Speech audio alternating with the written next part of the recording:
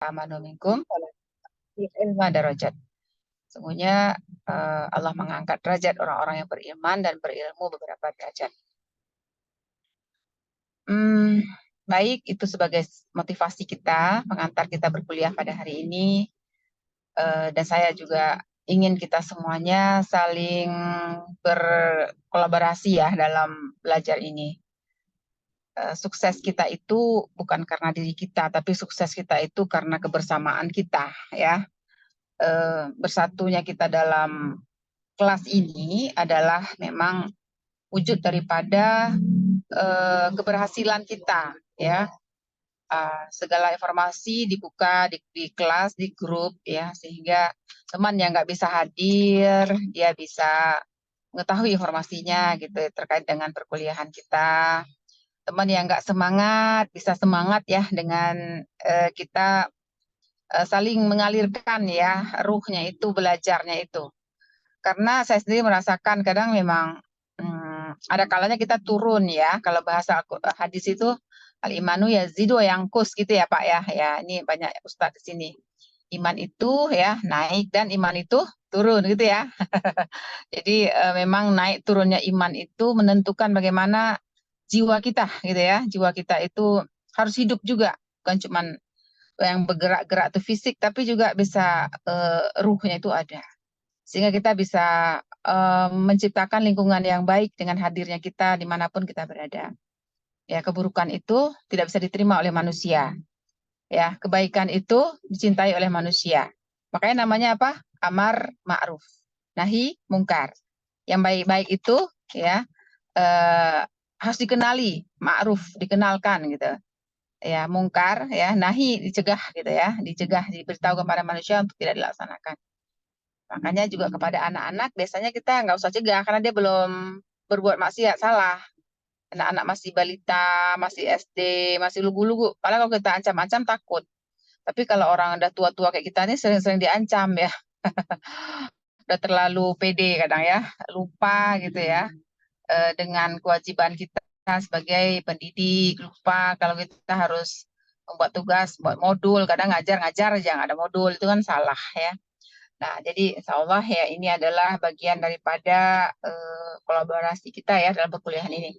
Karena setelah selesai dari kuliah ini bukan hanya kita mendapatkan sertifikat, tapi kita harus punya juga ilmu yang mumpuni untuk kemudian hari bisa dimanfaatkan oleh yang lain. Khairunas apa namanya sebaik-baik manusia tanpa unas. Nah, sebaik-baik manusia itu adalah yang bermanfaat untuk yang lain. Saya berkuliah mengajar ini sebenarnya bukan orang yang paling hebat di dalam kelompok ini, kelas ini.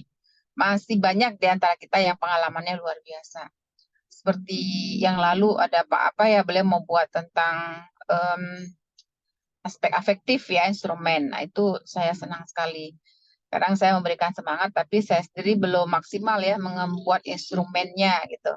Nah, kalau ada nanti alhamdulillah bisa kita bimbing ya bersama sehingga ada produk yang bermanfaat untuk masyarakat.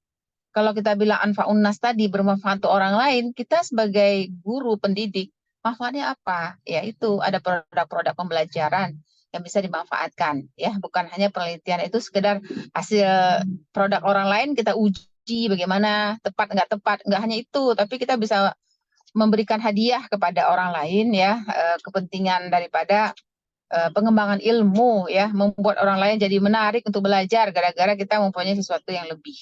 Nah, Pak Ridho yang saya sampaikan kemarin bahwa beliau membuat instrumen itu ya. Nanti bisa dicoba ngomong sama beliau. Nah, seperti itu pengantar saya hari ini. Kita sudah waktunya UTS ya minggu depan ya. Jadi UTS ini saya minta semua tugas artikel dikumpulkan. Baik yang sudah presentasi atau belum presentasi. Yang sudah saya beri masukan, segera diperbaiki. Yang belum presentasi, ya hari UTS besok semua presentasi. Saya diem, nggak ngajar. Jadi minggu depan yang belum presentasi semua presentasi hari UTS. Ya, yang sudah perbaiki boleh bertanya Bu seperti ini atau setelahnya di GGCR saya periksa. ya. Gitu.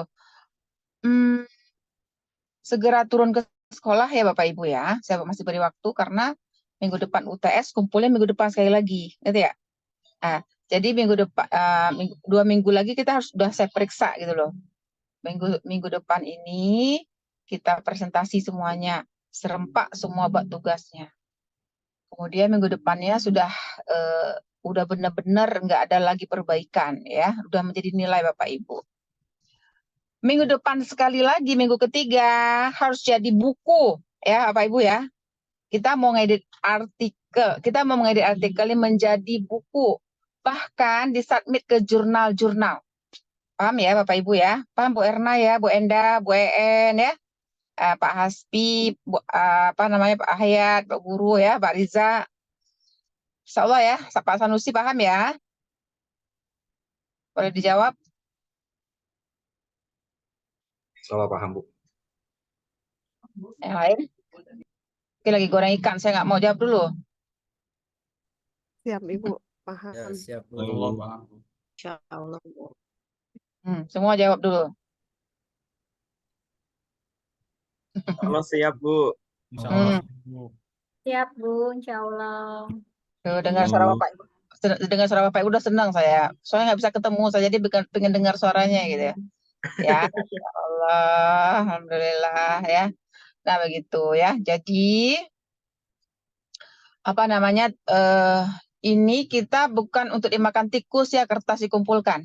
Untuk apa juga? Untuk dipublikasikan ya. Untuk kemanfaatan tadi, anfa'un nas ya. Untuk peningkatan akreditasi prodi MTP. Ada buku produk mahasiswa dan dosen. Gitu ya, Bu Erna ya, Bu Endah ya. Nah, jadi dimohon jangan ciplakan. Apa? Ciplakan. Kalau di tes Turnitin nanti saya tes semua artikel ini, kalau tinggi sekali plagiatnya lebih dari 30%, saya suruh perbaiki. Saya masih ada waktu ya. Minggu depan semua presentasi, terutama yang belum presentasi.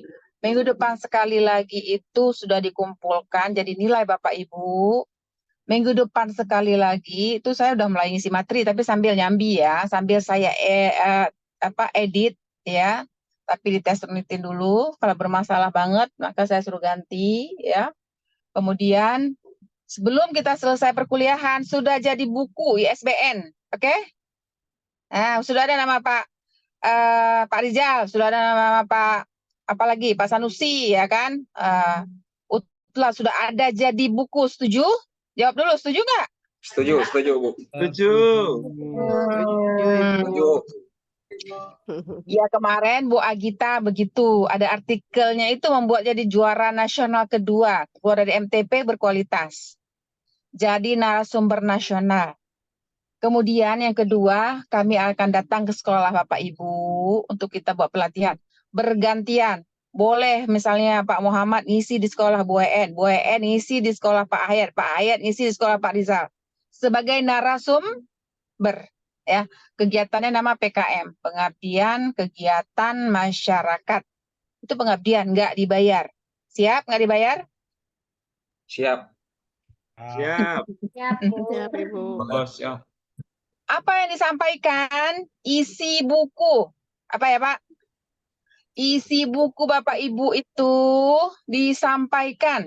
Artikel yang sudah kita buat ini ya, itu disampaikan. Mohon selalu kita itu nuansanya itu adalah kemanfaatan.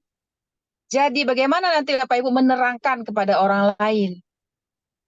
Asesmen berbasis digital ya, Bapak Ibu ya. Kita lebih ke sana arahnya. Asesmen berbasis digital. Apakah Bapak Ibu akan menerangkan Kahoot? Apakah Bapak Ibu akan menerangkan tentang asesmen dengan Telegram? Apakah Bapak Ibu akan menjelaskan tentang asesmen dengan menggunakan Quizzes ya? Apakah asesmen dengan menggunakan apalagi Pak Ibu? Google Form ya, apa aja terserah. Nah, jadi karena itu saya nggak mau berlama-lama, UTS minggu depan sudah presentasi semuanya. Nah, mohon kemudian yang kedua minta surat ke Mbak Bia untuk kita turun ke sekolah-sekolah kita. Ya, Mbak Bia, saya minta surat permohonan dari MTP untuk adakan kegiatan pengabdian, pelatihan di sekolah saya. Nanti saya sampaikan juga Mbak Bia. Tolong jadwalkan waktunya sebelum liburan, ya kan? Liburan kapan Bapak Ibu ya? Kalau sekolahnya siapa nih? Pak Sanusi, Bu Erna kapan? Bulan Juli Bulan biasanya. Juni udah mulai libur, Bu, pertengahan Juni. Juli atau Juni? Juni. Bulan Juni. Juni, pertengahan Kalau Juni. begitu kita masih turun bulan Mei ya Bapak Ibu ya. Ya, sebelum itu jangan sampai lagi ujian juga mengganggu ya. Sasaran kita adalah guru ya, Bapak Ibu ya. Sasaran kita adalah guru. Jadi tolong sampaikan ke kepala sekolah. Kalau kepala sekolah Bapak Ibu sendiri kan mudah sekali ya. Kemarin kami turun ke sekolah Bu Rina ya. Bu Rika, ke rumah sekolah Bu Rika, dia kepala sekolah. Wah, cepat sekali gitu ya, kumpulkan guru, kemudian juga anak murid ya. Alhamdulillah. Ya, jadi karena itu saya minta sebelum kita menyelesaikan perkuliahan kita dua itu buku lalu publikasikan, ketahuan nih. Nanti ketika di dalam saat kita sosialisasikan buku kita itu ada masukan-masukan gitu loh dari orang lain gitu. Nah, itu menjadi masukan berharga. Pak, kami begini gini gini gini. Bisa bertanya, ada pertanyaan ya. Nah, setiap kedatangan ke sekolah-sekolah itu seharusnya nanti kami akan dampingi satu dosen. Baik itu Pak Samsudin misalnya, saya atau Pak Fahri, ya minimal satu dosen. Seperti itu ya, itu namanya pengabdian kepada masyarakat. Sekaligus bisa menjadi kegiatan penelitian ya Bapak Ibu ya, asal dibuatkan angket. Ya, misalnya survei terkait dengan pemanfaatan asesmen digital di SMA bla bla bla bla. Ya gitu. Jadi beberapa survei di beberapa sekolah itu lebih bagus. Jadi sampelnya banyak. Ya, saya senang sekali kalau ada produk seperti ini ya, teman-teman semuanya. Karena memang produk ini menjadi unggulan. Mungkin seperti itu pengantar dari saya. Tolong nanti ketua kelas mengingatkan ya di kelompoknya supaya ini bisa terwujud ya. Bismillah. Saya akan edit buku Bapak Ibu itu selama 2 minggu. Sebelum berakhir perkuliahan, 2 minggu saya sudah selesai edit. Dibantu dulu edit oleh tim ya secara bergantian ya. Jadi nanti kayak kita periksa soal anak-anak.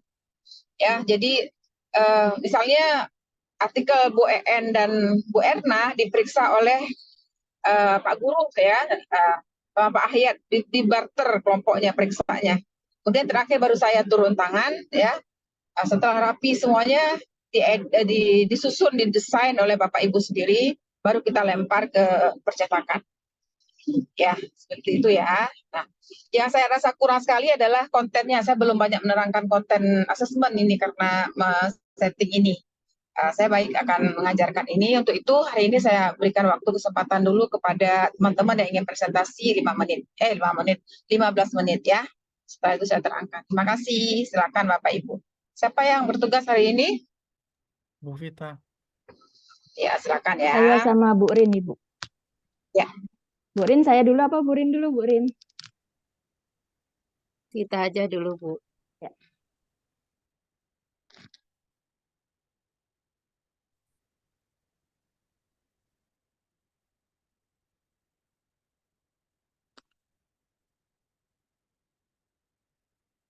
Bismillahirrahmanirrahim.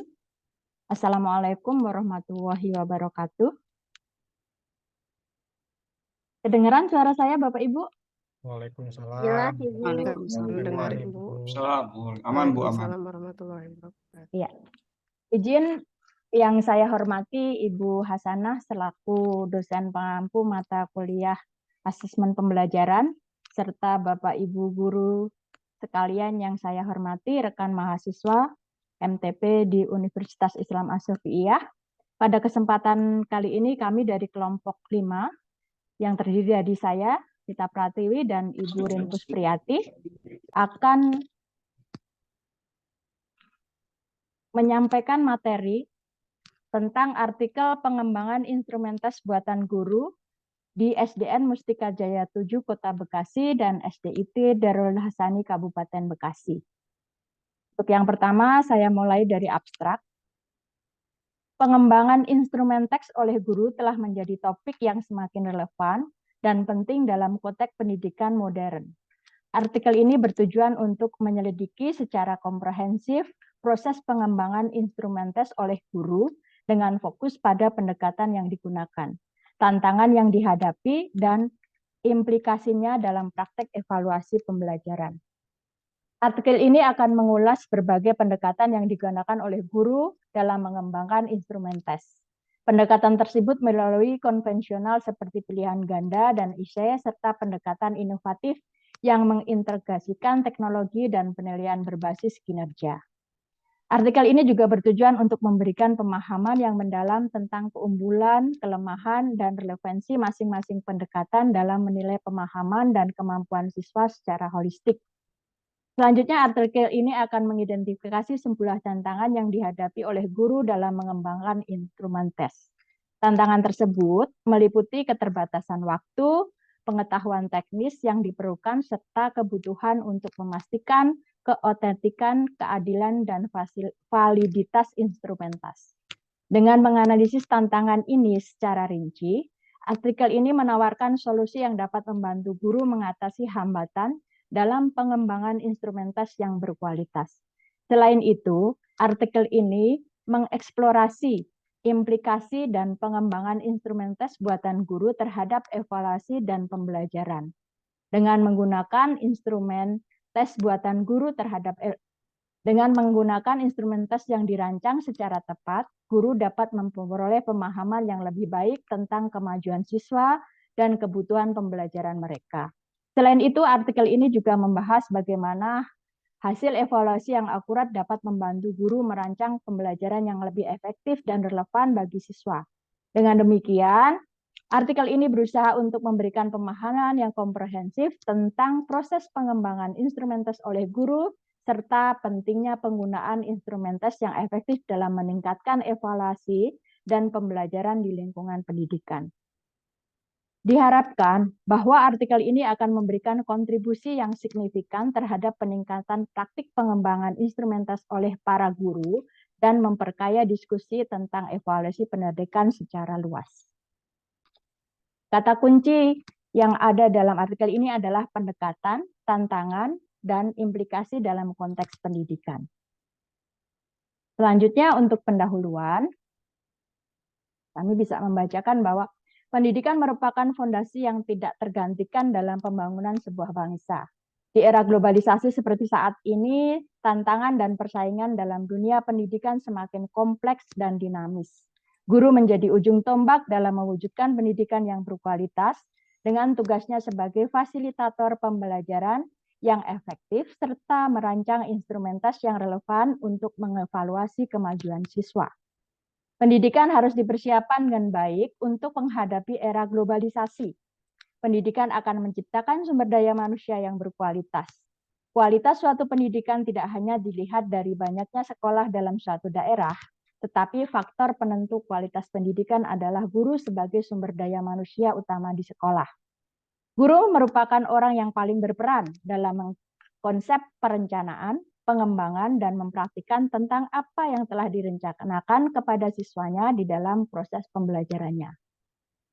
Instrumen tes merupakan salah satu alat penilaian yang sering digunakan untuk mendeteksi kemampuan guru dalam proses belajar mengajar maksud kami.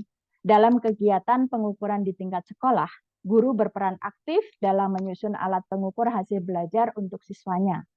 Salah satu kinerja guru adalah yang wajib kemampuan mengembangkan instrumen penilaian hasil belajar siswa. Kemampuan ini menjadi penting sebab pencapaian hasil belajar sudah semestinya diukur menggunakan instrumen yang tepat. Kesalahan dalam mengembangkan instrumen tentu akan berdampak pada penafsiran yang keliru tentang hasil belajar yang telah dicapai siswa. Dalam hal ini, tes adalah alat ukur yang banyak digunakan oleh guru. Alat ukur dalam penilaian hasil belajar harus memiliki kualitas yang layak digunakan dalam mengetahui kompetensi siswa. Instrumen tes banyak digunakan oleh guru baik di sekolah dasar maupun di sekolah Islam terpadu. Pengembangan instrumen tes buatan guru menjadi penting dalam konteks pendidikan di sekolah dasar, khususnya SDN Mustika Jaya 7 Kota Bekasi dan SDIT Darul Hasani Kabupaten Bekasi, di mana dua instansi pendidikan ini menawarkan perwakilan dari dua lingkungan pendidikan yang berbeda, di mana SDN Mustika Jaya 7 sebagai sekolah negeri yang mewakili pendidikan formal, dan SDIT Darul Hasani sebagai sekolah Islam terpadu yang menawarkan pendidikan berbasis agama. Kedua sekolah tersebut memiliki tantangan dan kebutuhan unik dalam mengembangkan instrumen tes yang sesuai dengan visi dan misi pendidikan masing-masing. Dari pendahuluan ini bertujuan untuk memperkenalkan latar belakang dan relevansi dari penelitian tentang pengembangan instrumen tes buatan guru di kedua sekolah tersebut. Kami akan menjelaskan mengapa topik ini penting untuk diteliti, serta merangkum beberapa pendekatan yang dapat digunakan dalam proses pengembangan instrumen tes. Selain itu, kami akan menguraikan tujuan metodologi dan ruang lingkup penelitian yang akan dilakukan. Dengan memahami latar belakang dan konteks penelitian ini, diharapkan pembaca akan memiliki pemahaman yang lebih baik tentang pentingnya pengembangan instrumen tes buatan guru dalam meningkatkan kualitas pendidikan di dua sekolah tersebut. Selain itu, penelitian ini juga diharapkan dapat memberikan wawasan baru yang bermanfaat bagi praktisi pendidikan, peneliti, dan pemangku kepentingan lainnya dalam upaya meningkatkan evaluasi dan pembelajaran di tingkat sekolah dasar. Selanjutnya, untuk metode penelitian, saya persilahkan Bu Rin untuk melanjutkan. Silakan Bu Rin. Baik, Bu Vita, terima kasih. Mohon izin Bu dosen dan Bapak Ibu semuanya. Metode penelitian ini bertujuan untuk menyelidiki proses pengembangan instrumen tes buatan guru dengan pendekatan kualitatif. Metode penelitian kualitatif dipilih karena memberikan ruang yang luas Halo, untuk Assalamualaikum. Udah cukup dulu ya Ibu ya presentasinya ya. Saya udah lihat. Udah dikumpulkan di mana nih Pak Ibu? Bu Vita Udah dikumpulkan di mana Ibu? Ini apa namanya? Artikelnya. Sudah saya kumpulkan di GCR dan sudah saya share di grup, Ibu. Oh, siap. Nanti apa yang saya pernah kasih masukan ke teman-teman diikutin ya. Ya, Ibu. Ini kita 16.30 ya. Ya. Kita jam berapa selesainya? 5:30. Oh, 5:30. Ya udah, ambil kesimpulan aja, selesaiin karena panjang sekali. Kita nggak cukup waktu. Kalau Ibu membaca, nanti saya koreksi lagi. Ya, oke. Nggak ada koreksi sekarang ya. Langsung ke kesimpulan, Ibu. Iya, kesimpulan dulu ya.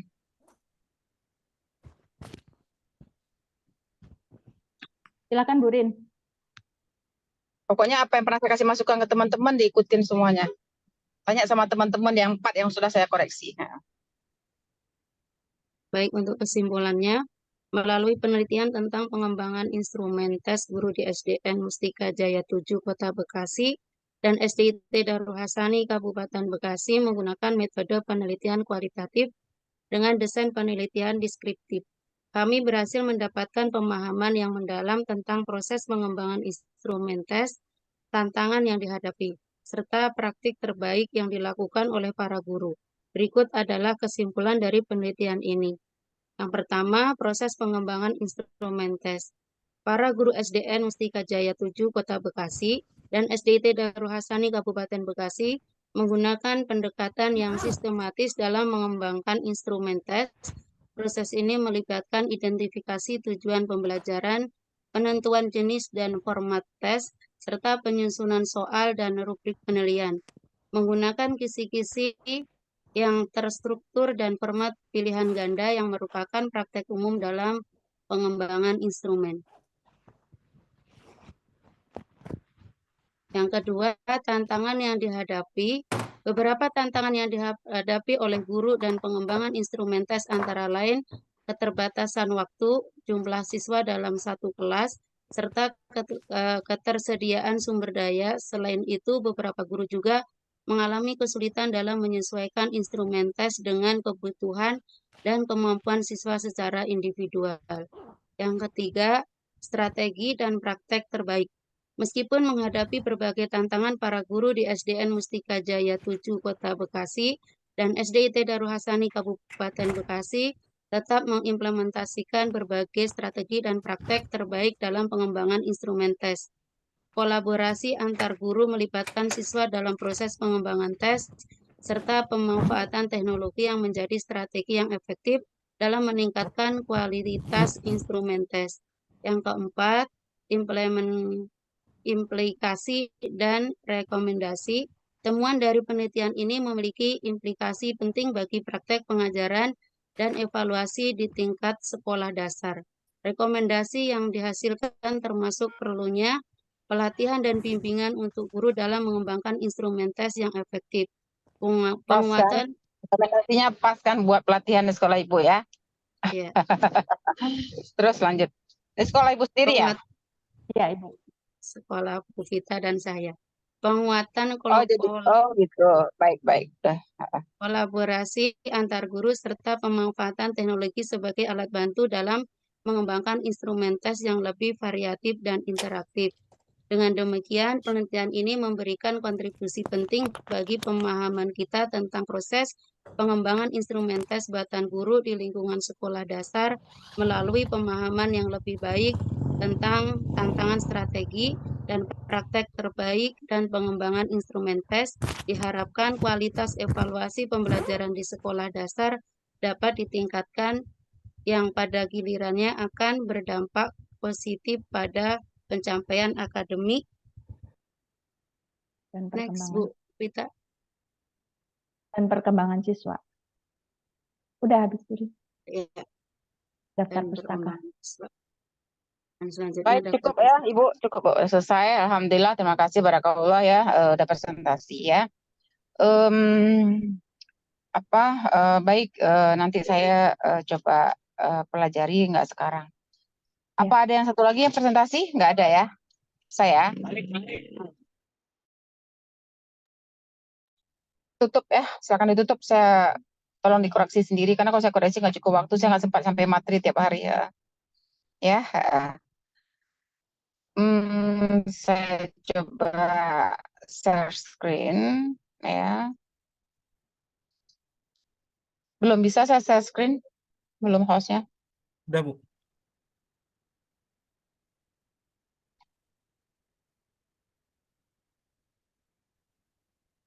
Ya. Udah ada di GCR ya. Kemarin saya sampaikan tentang apa? Ini teknik ada asesmen tuh bisa tes dan non tes ya. Ya. Coba sebentar dilihat-lihat, nanti kita diskusi ya, materinya buka di GCR ya. Coba masing-masing dibuka di GCR-nya. Saya sebentar, saya turun dulu dari Grab ini ya. Nanti kita diskusi sebentar. Bapak Ibu udah biasa praktek kok ya. Seperti itu.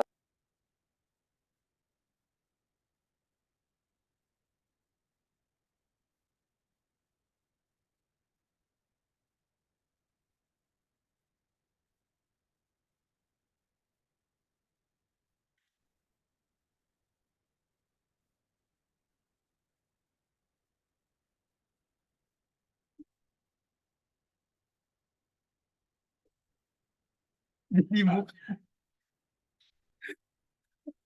jadi muka gue.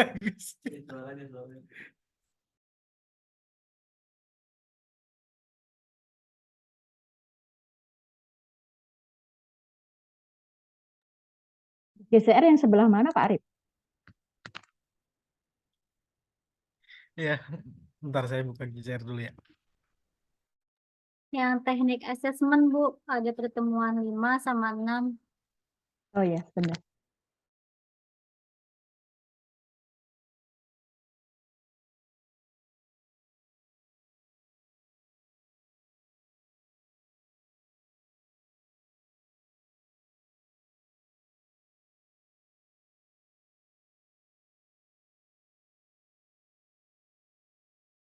Ya, udah ketemu Bu Ragil, terima kasih.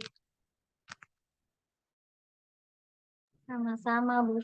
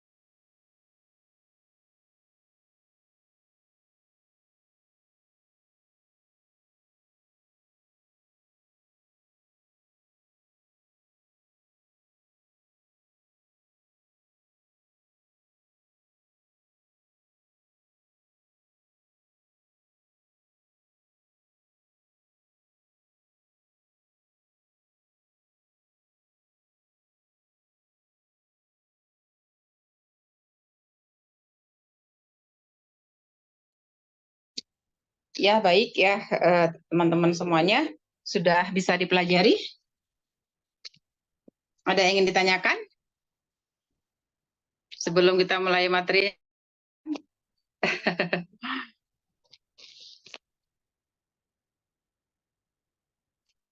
Sudah membacanya?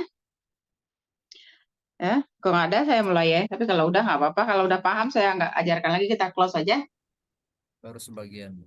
Oh, sebagian. Oke, baik ya. Ya, jadi kita coba tentang pertemuan kelima ini teknik asesmen ya. Nah, jadi tentu ya kita harus bisa mengembangkan ya tes yang akan selalu menjadi titik ujung tombak daripada keberhasilan di dalam dunia pendidikan ini. Nah, jadi pengembangan tes ini ya, yang dimana teknik asesmen itu ada jenis tes dan non tes ya. Jadi jenis tes itu seperti mungkin sudah pernah saya ceritakan ya, bahwa tes itu bisa tes tertulis, tes lisan, tes esai ya, bisa tes macam-macam. Nah, di sini kalau yang lisan itu seringkali langsung ya, seperti orang mewawancarai anaknya gitu, terkait pencapaian indikator-indikator. Jadi baik itu tes ataupun non tes itu harus selalu ada kisi-kisi yang dibuatkan. Nah, itu salah satu di antara pengembangan alat ukur atau tes. Nah, di sini kita lihat ada pengembangan tes sikap yang pertama sekali. Tes sikap ini non tes, ya artinya nggak ada pengetahuan yang kita berikan, nggak ada pengetahuan yang kita berikan, dan ini biasanya dia menggunakan skala Likert. Nah, satu, pilih variabel efektif yang akan diukur, ya. Misalnya hasil belajar apa? Hasil belajar matematika, hasil belajar bukan tes sikap ya. Jadi pengembangan tes sikap. Pilih variabel afektif yang akan diukur. Ini lebih kepada afektif kalau sikap ya, karena sikap, maaf saya tadi salah menerangkan. Jadi ini lebih kepada sikap ya. Yang kita terangkan minggu lalu masih nyambung ya kan. Jadi aspek penilaian itu ada kognitif, afektif, dan psikomotorik. Nah, untuk tes sikap ini yang pertama pilih variabel afektif yang akan kita ukur ya. Ya misalnya tentang tolong menolong, tentang kejujuran ya, itu kan kalau efektif yang kita akan nilai. Nah, buat kalimat positif dan negatif. Jadi kalau variabel untuk yang tes sikap ini kita buat positif negatif untuk apa gitu ya. Biar kalau ketika anak mengisi soal, ketika anak mengisi ya, saya miring nggak nih ya, kecil kali, saya miring. Ya, ketika anak mengisi soal dia nggak semuanya dibuatnya kayak angkanya 4 semuanya B tinggi, karena biasa itu skala Likert. Jadi nggak semuanya 4 semuanya. Kalau Likert kan biasa 4 sangat setuju, 3 setuju, 3 ragu-ragu ya kan, 4 3 ya. 3 ragu-ragu. Ternyata 4 sangat setuju, 3 5 ya. 5 sangat setuju, 4 setuju, ya 3 ragu-ragu, 2 tidak setuju, 5 sangat tidak setuju gitu loh. Atau kalau skala 4 turunkan lagi, skala 3 turunkan lagi, sampai skala 2 benar ataupun salah. Nah, jadi membuat skala nanti lain lagi, tapi intinya adalah biasanya kalau soalnya negatif, itu saya kasih contoh ya, contoh yang ada positif negatifnya. Sekarang kita pahami dulu. Pas ada item positif negatif gitu ya. Misalnya kalau di sini adalah kita buat, saya selalu datang, saya ke sekolah masuk ketika guru sudah masuk. Nah, itu soal negatif namanya. Tapi saya hadir lebih awal daripada guru, itu soal positif gitu ya. Nah, soal positif itu kalau diisi 4 itu nilainya tinggi. Tapi soal negatif kalau diisi 4 nilainya rendah. Gitu ya, paham ya? Oke, kemudian minta pertimbangan pendapat. Artinya pertimbangan pendapat di sini kalau kita sudah membuat soal dibaca oleh ahlinya, ahli materinya, atau ahli perwajahannya, atau ahli di bidang apa ya, evaluasi gitu. Kayak saya kan ahli bidang evaluasi untuk dibacakan gitu. Jadi nanti kita divalidasi konstruknya ya, kontennya, divalidasi perwajahannya, ya tampilan daripada instrumennya, validasi yang lainnya. Nah, cara penskoran ya. Kemudian cara penskorannya juga harus dibuat ya, jangan sampai nanti nggak kelihatan ya. Misalnya 5 itu apa, 4 itu apa, 3 apa, 2 apa, 1 apa, harus dibuat gitu biar paham orang lain. Kemudian hilangkan pernyataan yang tidak berfungsi. Kalau setelah divalidasi oleh para ahli tadi, ya kan, boleh dihilangkan pernyataan yang tidak berfungsinya. Biar efektif, biar valid dan reliable. Biar kalimatnya EYD-nya EYD yang baik. Jadi perhatikan EYD-nya. Kemudian sikap dan objek sikap. Sikap terhadap mata pelajaran. Contoh ya, sikap siswa terhadap mata pelajaran. Ya, sikap terhadap guru mata pelajaran. Ya. Jadi sikap terhadap mata pelajaran seperti apa? Sikap terhadap guru mata pelajaran, sikap terhadap proses pembelajaran, sikap terhadap materi pokok bahasan. Ya, sikap terhadap berhubungan dengan nilai siswa. Ya, anaknya ingin termotivasi biar nilainya tinggi, ya kan? Sikap berhubungan dengan kompetensi afektif, ya. Jadi seperti apa dia menanggapi harus berkompetensi ya dalam hal afektifnya. Dia ingin sekali menjadi anak yang baik, yang bersemangat, ya, ingin menjadi anak yang bisa membantu teman, itu mempunyai sebuah kompetensi lengkap kompetensi efektifnya untuk kita nilai. Kalau aspek kognitif kan sudah tahu cara penilaian, kasih nilai sudah, kasih soal tes, kemudian dinilai. Tapi kalau efektif nggak bisa kalau sikap ini ya, seperti itu. Kemudian observasi perilaku,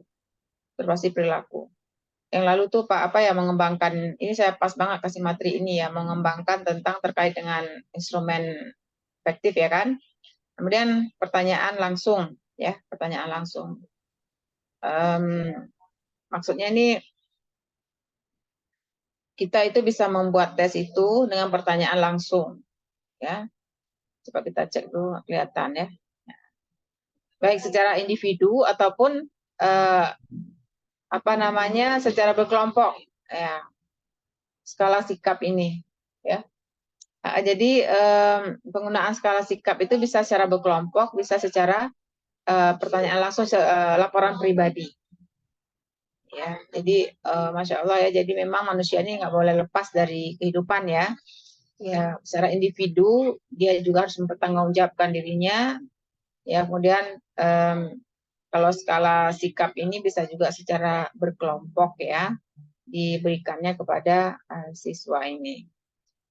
Kemudian catatan guru ya, atau individu siswa.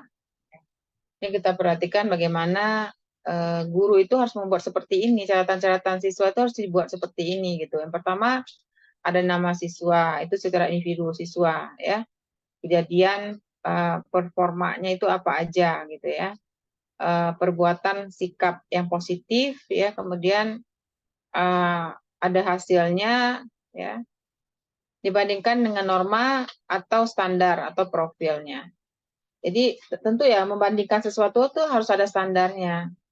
Sikap siswanya seperti apa, kriteria yang diharapkan seperti apa. Itu biasanya kalau penelitian kualitatif seperti itu ya.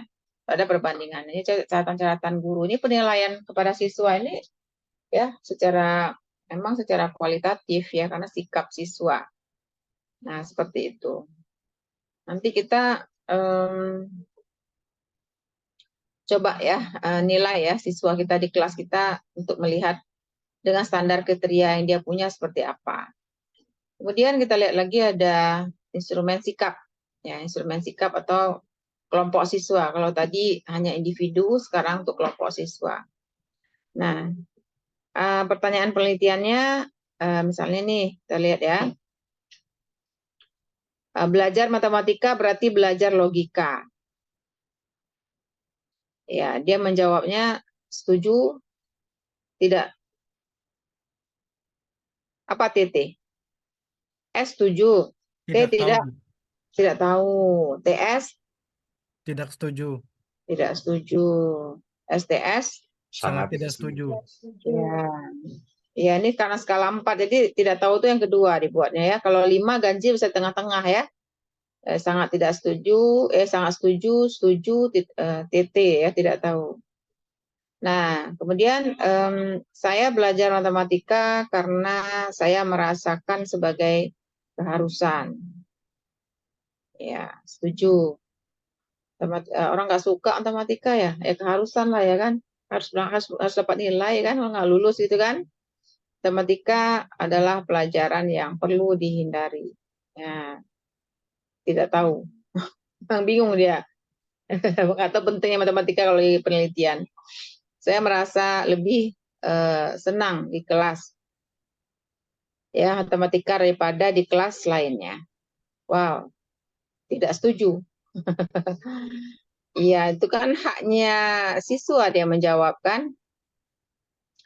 Pelajaran matematika hanya membuang-buang waktu saja. Wow, sangat tidak setuju. Berarti anak ini anak yang bagus ya. Apa namanya, kita perhatikan dia menjadi apa ya, menjadikan pelajaran matematika itu memang mungkin tadi kita perhatikan ya, memang sesuatu yang harus diselesaikan begitu. Nah, sekarang kita perhatikan contoh skala sikap ya. Pernyataan ya, ngobrol bersama dengan teman dengan bahasa kasar karena sudah biasa. Nah, ini siswa bagaimana memilihnya? Contoh skalanya itu menggunakan skala SS, SN, TS, STS. Apa itu SS? Sangat setuju.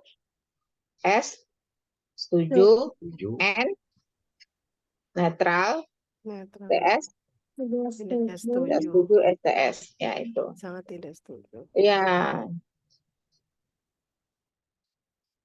itu soal-soalnya.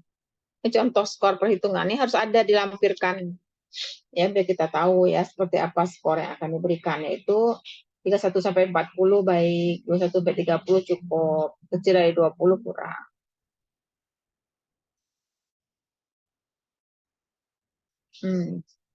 Ini kalau kita perhatikan misalnya ini ada berapa soal ini ya. Kalau 5 ya paling rendah berarti kan nilainya 5 ya, paling tinggi berapa? 5 kali Kan 5 paling ya. rendah 5 karena bisa jadi 1 kan dia jawab STS gitu kan. 1, 2, 3, 4, 5. Kalau paling tinggi kan misalnya SS 5 kan? Ya, kalau 5 kali 5 soal 25. Berarti paling tinggi berapa nilainya? 25. 25. Kalau soalnya positif semua. Iya. Kalau ada soal yang negatif kan lain lagi nanti. Ya, jadi untuk ini paling tinggi 25, ya. Kalau paling tinggi 25, kita akan memberikan skor tertingginya itu baik berapa ya? Berarti antara 25 sampai dengan 20 gitu ya. Atau ya antara 25 sampai dengan 20 baik. 25 sampai 20 baik. 20 sampai dengan berapa misalnya? 15. 15 gitu ya, cukup ya. Kecil dari 15, kecil dari 19 itu adalah kurang. Kita yang membuat ini range ini gitu. Nah, seperti itu. Kemudian model evaluasi diri atau self evaluation ya. Model evaluasi diri itu jadi tentu ya setiap orang bisa mengevaluasi dirinya. Bu, bentar Bu, mau nanya Bu. Ya, Kalau pernyataannya negatif itu berarti mengurangi nilai atau tetap aja nilainya plus tapi dibalik misalkan yang dibalik tadinya benar. Berarti nanti gini, kalau 5 kali 5 kan kalau positif semua. Berarti kalau negatif 4, balik. kita ada 1 biji yang negatif, ya kan? Berarti Benar. 4 kali 5. 4 kali 5 berapa? 20. Nilai tertinggi 20, ya kan? Ya. Iya. Terus enggak 20 tambah 1 dong. Ya. 20 tambah 1 21 ya. Ya, betul nggak? 20 tambah 1 21 ya. Coba kita misalnya kan nomor 1 diisikan 5, ya kan? Isi 5, nomor 1 5, nomor 2 yang soal negatif nomor 5 misalnya. Ya, Berarti 5 tambah 5 tambah 5 tambah 5. 20 kan? ya Nah, 20. tambah 1 dong. Ya enggak? Yang Kalau negatif menurut saya nilainya sih tetap 1 ya, 5, Bu? Bu. Yang negatif paling tinggi kan 1 sama 5. Jadi 21. Iya betul betul Bu. 21 ya? Betul nggak? Yang paling rendahnya berapa?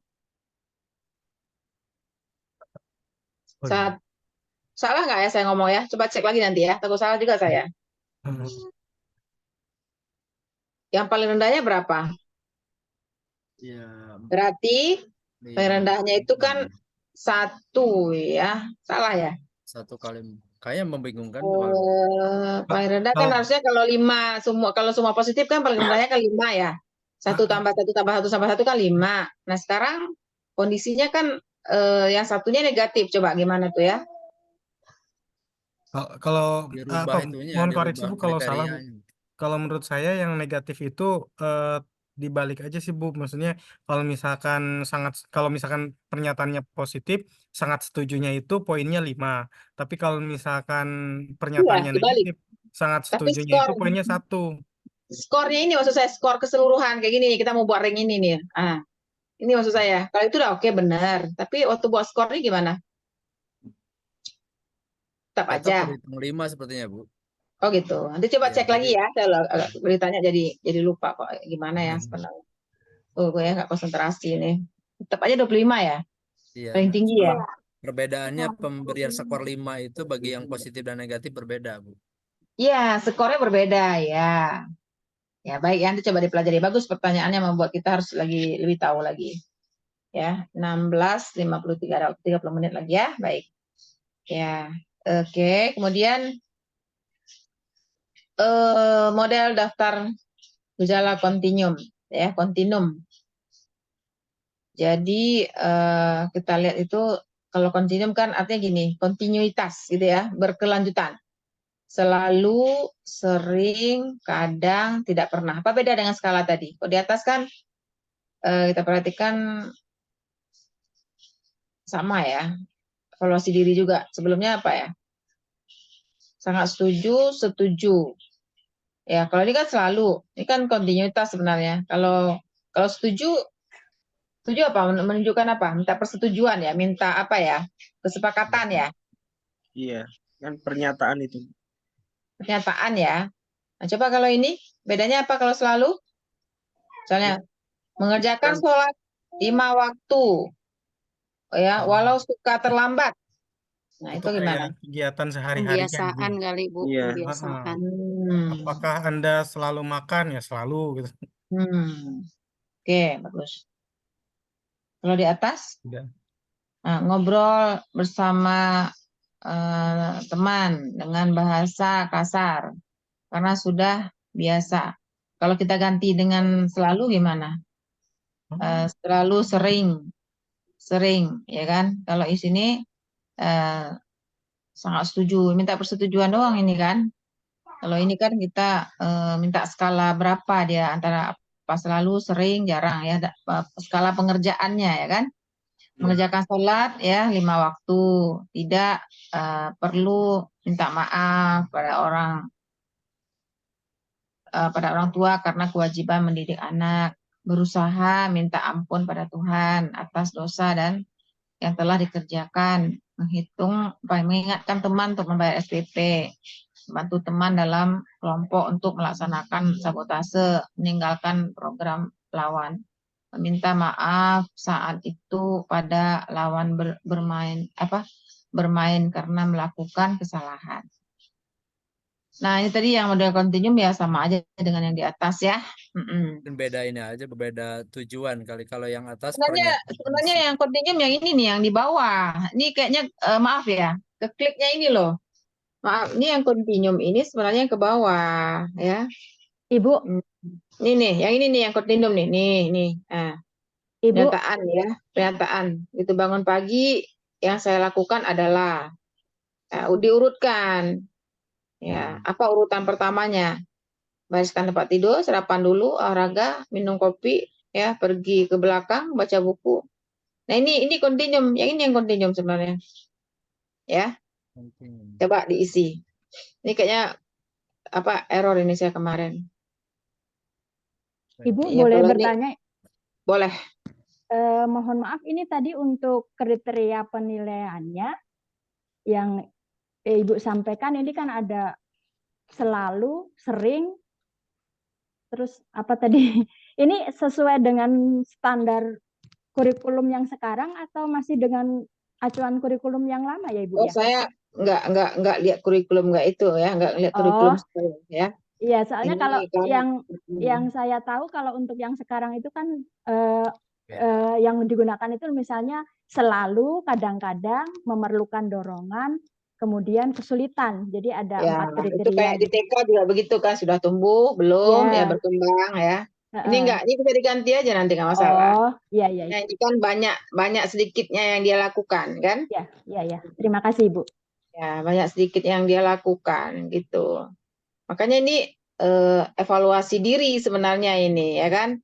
Ya, di bawah baru masuk pada model daftar gejala kontinum yang ini nih, yang ini. Nah, ini nanti di enter dikit. Enter dikit ini nggak bisa karena PDF ya. Nah, di sini masuk, kalau ini masih evaluasi diri, ngobrol bersama teman, sholat dan sebagainya. Nah, ini urutannya diisi ya, yang ini. Ya, terus yang sekarang model checklist ya. Ya, tidak aja. Punya kakak ada nggak? Kita mau lihat aja. Dia minta, karena kita tidak tahu informasi, dia mengisi yang paling tahu. Punya adik lebih dari 2 orang ya, kita ya nggak tahu kan punya evaluasi diri orang lain kita nggak tahu data orang. Ya, dan seterusnya. Kemudian ada, saya maaf dengan HP ini ya, karena nggak di rumah. Pengembangan tes observasi, mengacu kepada indikator yang dikembangkan.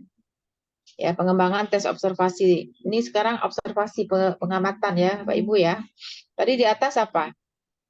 Sikap ya. Ya, tes apa? Mengembangkan tes sikap. Sekarang, pengembangan tes sikap itu lebih kepada skala Likert biasanya. Kalau pada anak SD nggak bisa 5 skalanya. Paling bisanya ya tidak. Atau benar salah kalau tes.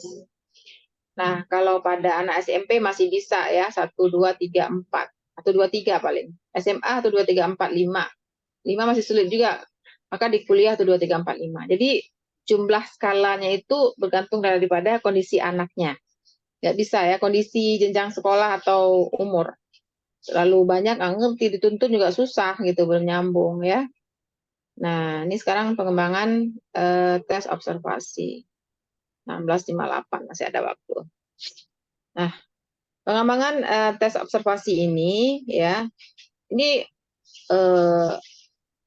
dikembangkan juga kan dalam kurikulum Merdeka Belajar ini, observasi, benar? Boleh tahu? Halo? Iya, Saya Ibu. mau jawab?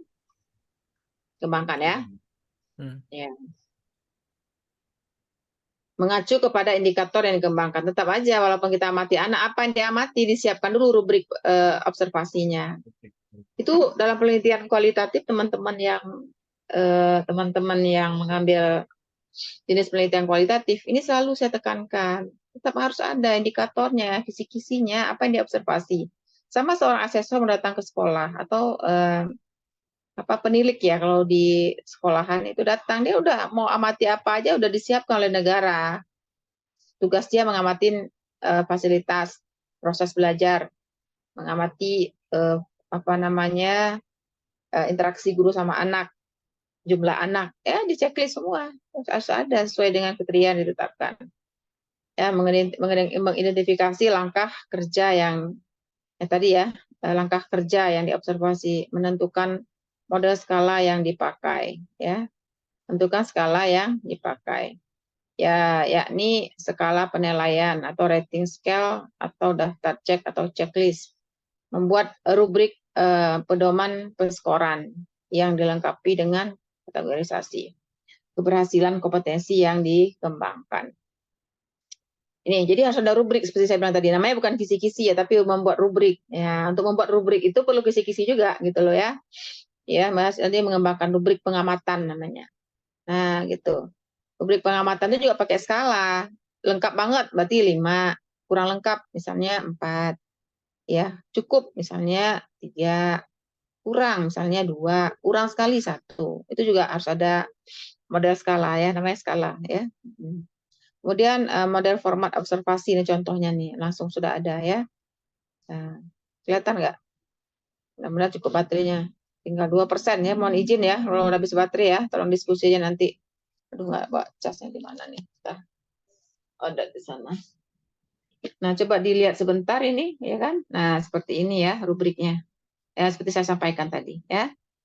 Oke, kemudian pengembangan wawancara. Tolong dibaca sebentar, sambil saya siapkan ininya, casnya. Tolong dibaca, Pak, Pak Ibu. Pengembangan tes wawancara mengacu pada bentuk instrumen yang akan dikembangkan, yaitu contohnya wawancara, inventory, atau penilaian diri. Kemudian mengacu pada indikator yang ditentukan. Yang ketiga, memilih pernyataan atau pertanyaan yang tidak menuntut respon yang mengandung keberpihakan sosial atau social desirability yang tinggi. Yang keempat, menyediakan pernyataan yang tidak merujuk pada hal-hal yang benar atau salah. Yang kelima, menentukan gradasi skala yang dipilah dan pensekorannya. Oh, nanti teman-teman ya, kalau penelitian di sekolah buat seperti ini, karena ternyata penelitiannya penelitian kualitatif nih yang tugas artikel. Ini saya buatkan begini biar teman-teman ada kebayang nih, kalau wawancara buat begini, observasi buat begini rubriknya, untuk diisi oleh pihak yang kita observasi atau kita wawancarai atau yang kita minta untuk dia iniin ya, dia isi seperti itu ya. Ini pengembangan tes wawancara, oke? Ini sudah selesai materinya, alhamdulillah. Barakallah ya, silakan kalau ada yang bertanya diendapkan dulu, saya kasih waktu 3 menit ya untuk kemudian bisa ditanya ya wawancara. Oke. Ya wawancara diskusi ya.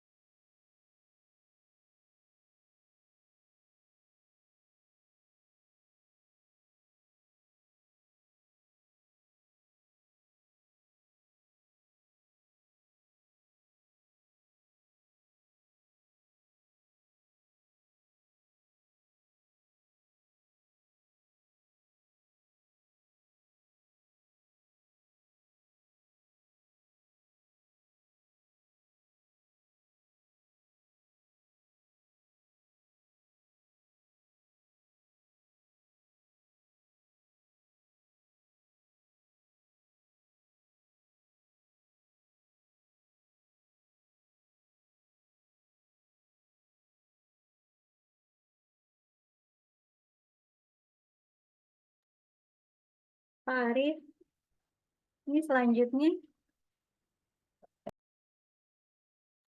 Gimana, Bu?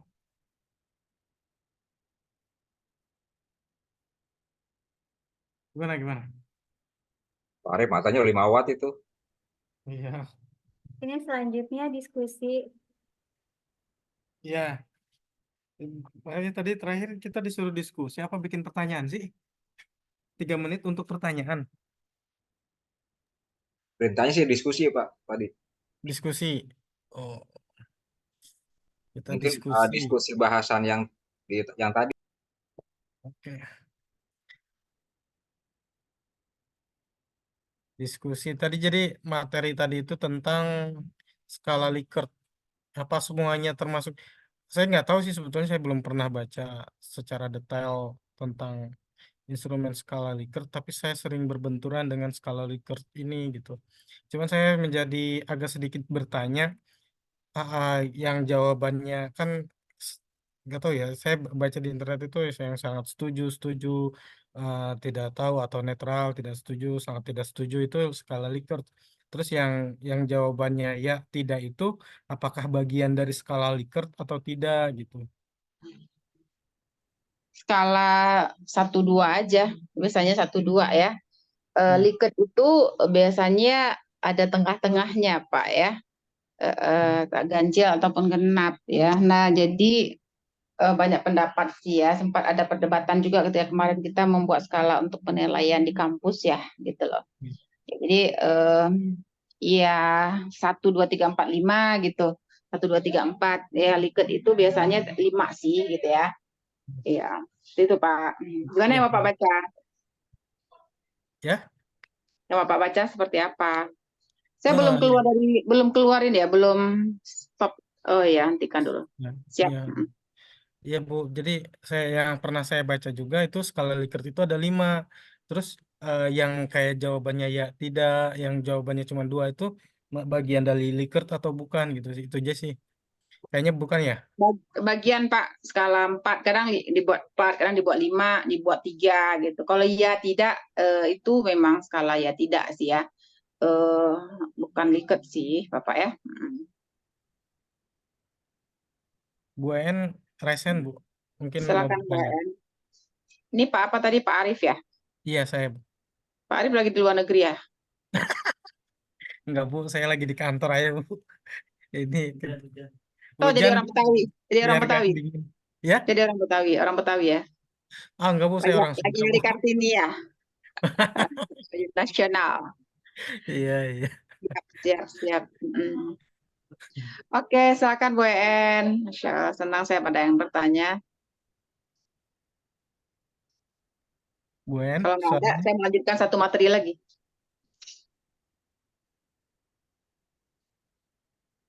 Silakan Bu En.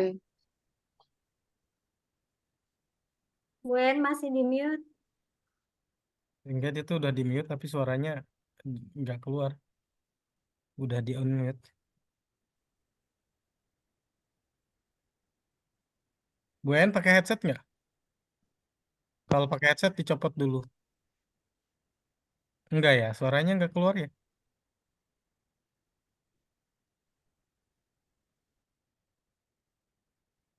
Mute. Apa? Di mute itu Pak, Bu En. Bentar. Oh, sih. Ya sudah, kalau nggak ada saya lanjutkan ya. Oke, Iya. bismillah ya. Mohon maaf ya, mau izin ya Bu En, saya nggak dengar suaranya. Nanti boleh diketik aja kalau memang gitu. Iya. Tadi non tes, sekarang tes ya. Layar, bagikan layar, siap. Masih bisa Bapak Ibu lanjutkan? Masih sanggup? Bisa Mas Bu. Bu, insya Allah. Bisa Ibu, insya Allah. Oke, teknik asesmen jenis tes. Ya, jadi jenis tes ini, kita lihat ya. Alat penilaian ya. Alat penilaian itu pertama tes lisan, kemudian tes tulis ya. Seperti saya sampaikan tadi, ada tes lisan, ada tes tertulis, ya kan, ada tes praktek. Ya. Yang paling cepat tes apa? Lisan Bu. Lisan. Lisan, Ibu. Ya. Lisan. Kalau tes praktek kenapa nggak cepat? Kan butuh Butuh waktu waktu, untuk Bu. mengerjakan. Waktu dan alat. Oh iya, yang paling mudah orang dulu tuh pasti gitu ya. Ngetes anak itu ya ngobrol aja. Kita sebagai orang tua suka ngetes anak nggak? Suka. Iya. Yang paling mudah apa? Bercerita. Dia juga akan bercerita dengan sering memancing dengan bercerita. Ngobrol aja tadi ayah di kantor gini-gini, masa sih anaknya itu nggak bisa nurut sama sekali anak ayah itu gitu loh. Oh, anak murid ayah. Dia akan cerita juga, iya ya, aku di sekolah tuh apa yang dibilang sama orang guruku nurut aja. Nggak ditanya pun dia akan terpancing. Itu tes lisan juga sebenarnya. Berbicara dia gitu lah. Tapi tekniknya dengan bercerita gitu ya. Bercerita kemudian keluar. Jadi kita metode belajar itu kan sebenarnya kita ingin lihat sejauh mana kemampuan anak ya kan. Nah, seperti itu. Jadi kemampuan anak kita itu harus kita ukur kan begitu tujuan tes. Ya, ngobrol aja santai nggak diketahui gitu. Misalnya seorang karyawan akan masuk ke sebuah perkantoran, ingin melihat seperti apa dianya, ngobrol aja, suruh seseorang ngobrol gitu kan, nilai gitu. Oh ini. Atau calon menantu gitu kan, ngobrol aja ya Pak ya. Siapa yang udah siap jadi punya menantu nih, ya kan? Nah, dalam konteks kelas harusnya begini, dengan murid dekat kita ngobrol santai. Kemudian tes tulis ya udah pasti ya, dia ada uraian, ada objektif. Kalau kita dalam Google Form tes tertulis ini ada pilihannya kan, deskriptif ya kan, ya, atau hanya objektif, pilihannya pilihan ganda misalnya ya. Coba kita cek kalau objektif itu apa aja, menjodohkan, benar salah, pilihan ganda, isian pendek. Persis di Google Form ini ada semuanya. Siapa yang pernah buat Google Form isian untuk membuat soal pada anak-anak? Saya pernah, Bu. Cuman kadang kalau untuk isian itu kadang jawabannya harus benar-benar teliti dan detail ya. Jadi kalau anak jawabnya itu menyimpang sedikit, nanti nggak dapat skor gitu. Jadi kendalanya di situ. Kalau untuk pilihan ganda sih nggak masalah, cukup untuk isian pendek itu biasanya seperti itu. Jadi misalnya jawabannya 3, anak menulis dengan angka 3, tapi kita memberikan jawaban 3 dengan huruf gitu. Nanti anak jawaban 3 yang menggunakan angka itu akan salah gitu, nggak dapat skor. Gitu. Jadi kita harus benar-benar teliti, harus benar-benar detail dalam menyusunnya gitu. So, ada petunjuk soal dong. Kenapa, ya. Ibu? So, ada petunjuk soal. Ya, petunjuknya harus benar-benar jelas dan jawaban itu ditulis dalam bentuk gitu. Iya, gitu. Kualitatif ya, bukan dalam bentuk angka gitu loh. Iya, betul, Ibu. Sudah petunjuknya ya. Lalu biar dapat langsung nilai skor kan menarik. Begitu dia isi langsung, oh nilai saya segini gitu. Bisa tidak langsung kan. Nah itu harus disetting kan. Setting ya gitu. Disetting biar kelihatan skornya itu langsung dapat. Siswanya tahu berapa nilainya setelah dia mengisi. Begitu kan Ibu? Ibu bisa buat begitu? Gimana Ibu? Bisa disetting skor namanya. Jadi Google Form itu ada untuk survei, ada untuk soal. Kalau untuk survei nggak perlu buat skor. Saya nomor 1, skornya gitu 2, karena tingkat kesulitannya lebih sulit daripada yang nomor 1 yang skornya 1, nomor 4 skornya 5, bisa. Ya, nanti total jawabannya 100. Kalau ada 2 salah 80, 4 salah dia dapatnya 70. Sampai dengan soal ya gitu. Bisa disetting. Nanti kita peragakan ya. Siapa yang mau peragakan? Membuat dengan Google Form. Ada yang biasa buat soal dengan Google Form? Objektif terutama mudah sekali. Kan cuma menjodohkan saja benar salah ya kan? Berarti 2 kolom, 2 pilihan. Pilihan ganda bisa lebih daripada 2. Isian pendek tadi seperti Ibu bilang. Kemudian ada uraian ya. Uraian itu bisa berstruktur, struktur bebas dan terbatas. Iya. Contoh berstruktur bebas terbatas gimana? Ada bisa menyampaikan? Masih ada orang di sini? Uraian ya, isian ya. Pembatasan kata mungkin ya, Bu ya? Atau pembatasan kalimat. Enggak, artinya gini, setelah dia benar nomor 1 baru berlanjutkan nomor 2. Itu berstruktur ya. Jadi misalnya begini, matematika ya, misalnya ada persamaan kuadrat ya kan? Ya, tentukanlah nilai A dan B dari persamaan kuadrat berikut gitu. Ya. Ya, misalnya gitu. Setelah itu baru kita carikan misalnya berapa nilai Y gitu. Ya. Itu harus bersyarat yang sudah A dulu baru B gitu. Misalnya ya. Ada guru matematika di sini?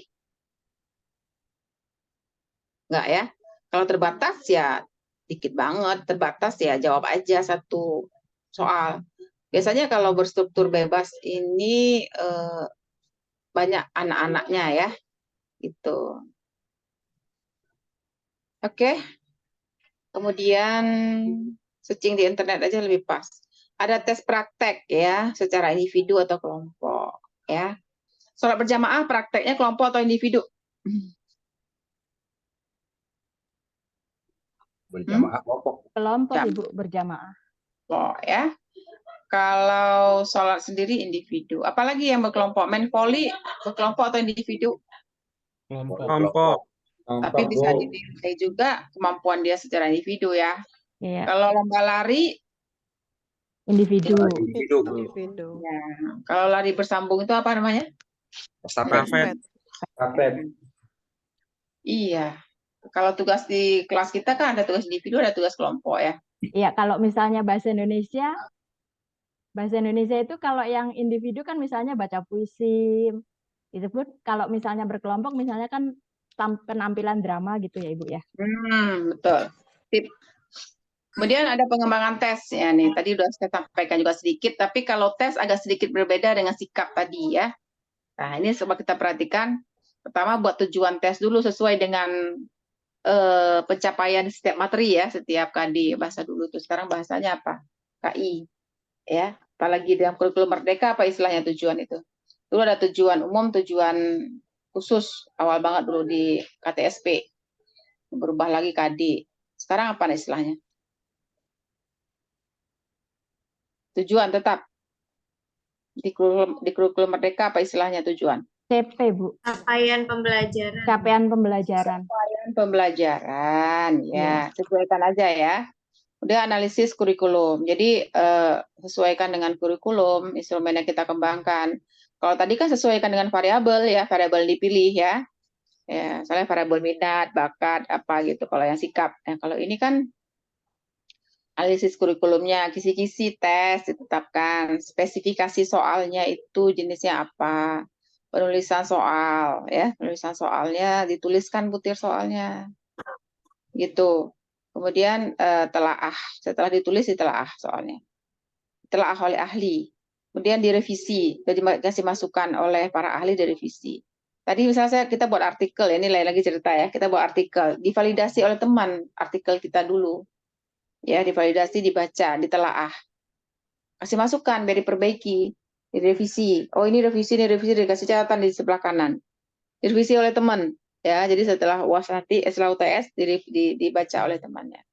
Kemudian baru saya sebagai mungkin ahli ya, baru saya baca. Jadi ada satu artikel tuh dibaca oleh 3 orang, ya.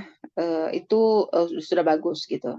Kemudian dirakit, udah direvisi, dirakit. Untuk revisi ini buat rubrik ya, rubrik pengisian telaah ya oleh teman sejawat dan ahli. Nah, teman-teman itu namanya teman sejawat. Kalau ahli, orang yang lebih level daripada kita secara akademiknya. Atau ahli juga kalau sudah senior dalam bidangnya. Sudah bertahun-tahun gitu ya. Kalau guru udah ya 20 tahun lebih bekerja gitu loh sebagai guru. Kalau baru aja ya belum senior, belum ahli. Tapi secara gelar biasanya kalau master berarti ahlinya adalah doktor. Doktor ahlinya profesor, gitu lah. Nah, kemudian perakitan soal, diproduksi tesnya. Ya, dirakit ya, diproduksi. Kalau dulu dirakit itu benar-benar dirakit ya, kemudian di-print. Kalau sekarang kan nggak begitu ya. Google Form aja udah kasih ke anak kalau selama COVID. Kemudian diuji coba, setelah dirakit diuji coba, ya. Diuji coba kepada siswa. Terbaca nggak nih soalnya? Keterbacaannya seperti apa? Ada kunci jawabannya nggak? Nanti siswa akan bilang, Bu, ini nggak ada kunci jawaban. Ya, uji coba jangan di kelompok, akan kita berikan tes kelompok lain atau di sekolah lain gitu. Ya boleh, tapi di jenjang kelas yang sama. Kemudian dianalisis soalnya lagi setelah diuji coba, dianalisis, dilihat mana yang valid tidak valid butirnya.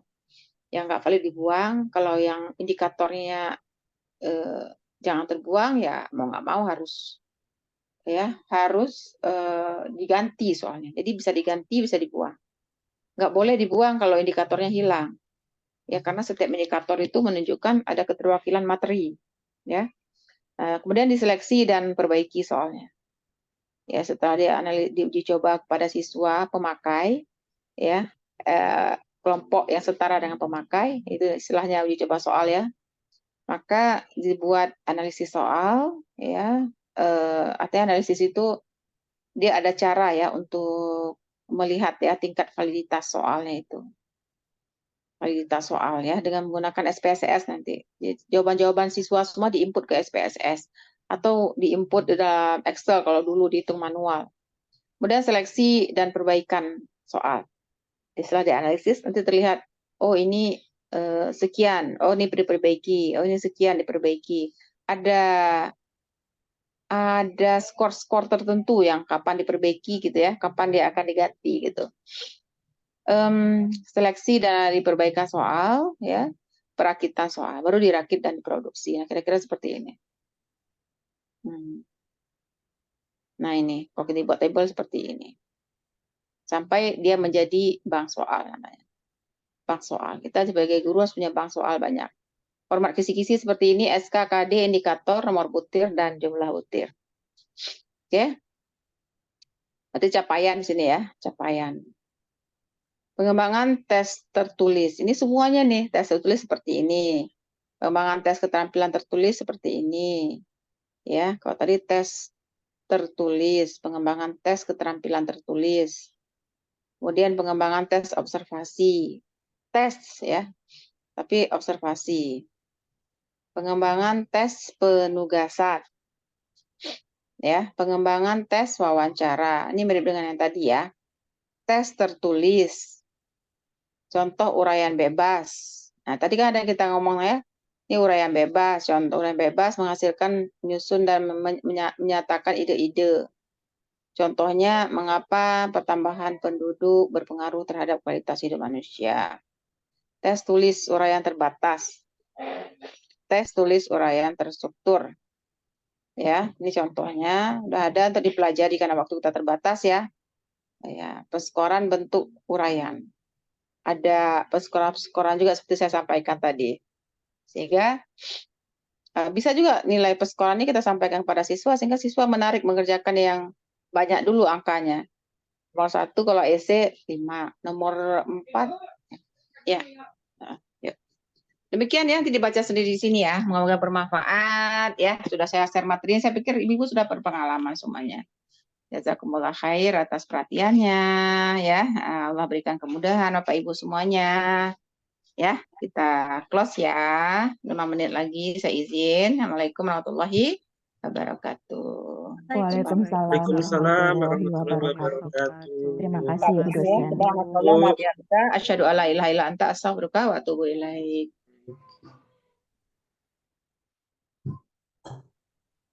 Oke, Bu.